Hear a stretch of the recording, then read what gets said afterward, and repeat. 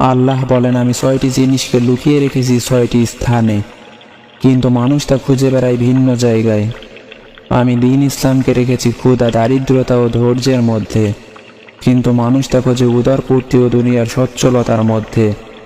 আমি সম্মান রেখেছি শেষ রাতের ইবাদতে, কিন্তু মানুষ খোঁজে শাসক ও ক্ষমতাবানদের সহচর্যে। আমি সুখ স্বাচ্ছন্দ্য রেখেছি জান্নাতে, কিন্তু মানুষ তা খোঁজে দুনিয়াতে। আমি বরত্ব রেখেছি বিনয় ও নম্রে, কিন্তু মানুষ তা খোঁজে অহংকারে। আমি ধনী হওয়া রেখেছি অল্প তুষ্টিতে, কিন্তু মানুষ তা খোঁজে লোভ লালসের মধ্যে।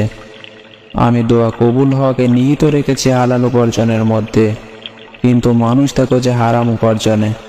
আল্লাহ পাক আমাদের সঠিকভাবে আমল করার তৌফিক দান করুক, আমিন। কিছু কুফরি বাক্য যা আমরা প্রতিনিয়ত ব্যবহার করি। আল্লাহর সাথে হিল্লাও লাগে।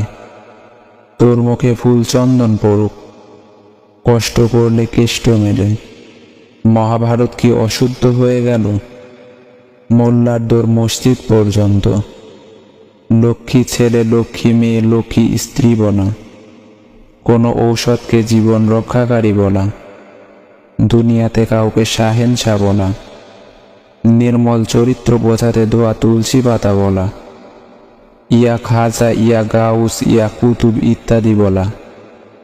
ইয়া আলী, ইয়া রাসূল সাল্লাল্লাহু আলাইহি ওয়াসাল্লাম বলে ডাকা এবং সাহায্য প্রার্থনা করা।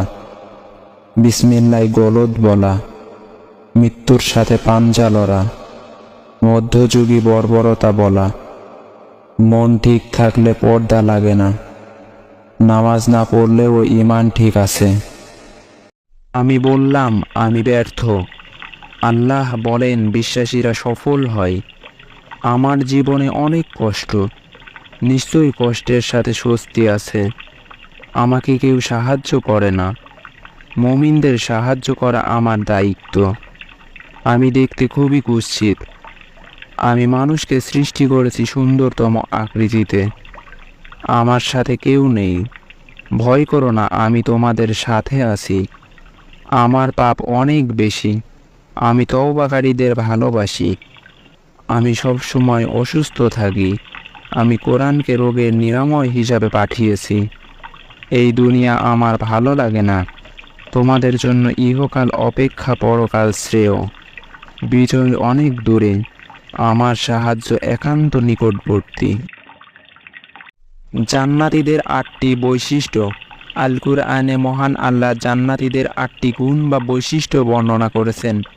আল্লাহর সঙ্গে কৃত অঙ্গীকার রক্ষা করে এবং চুক্তির বিপরীত কাজ করে না। আল্লাহ যাদের সঙ্গে সম্পর্ক বজায় রাখার নির্দেশ দিয়েছেন তাদের সঙ্গে সম্পর্ক বজায় রাখে। আল্লাহকে ভয় করে, পরকালের কঠিন হিসাবকে ভয় করে, আল্লাহর সন্তুষ্টির জন্য ধৈর্য ধারণ করে, সালাত কায়েম করে, আল্লাহর রাস্তায় প্রকাশ্য ও গোপনে নিজের সম্পদ হতে ব্যয় করে, ভালো দ্বারা মন্দের প্রতিরোধ করে। অন্যদিকে যারা আল্লাহর অঙ্গীকার ভঙ্গ, আত্মীয়তার সম্পর্ক ছিন্ন এবং পৃথিবীতে ফাসাদ সৃষ্টি করে, তারা আল্লাহর রহমত থেকে বঞ্চিত থাকে এবং তাদের জন্য রয়েছে নিকৃষ্ট ঠিকানা জাহান্নাম।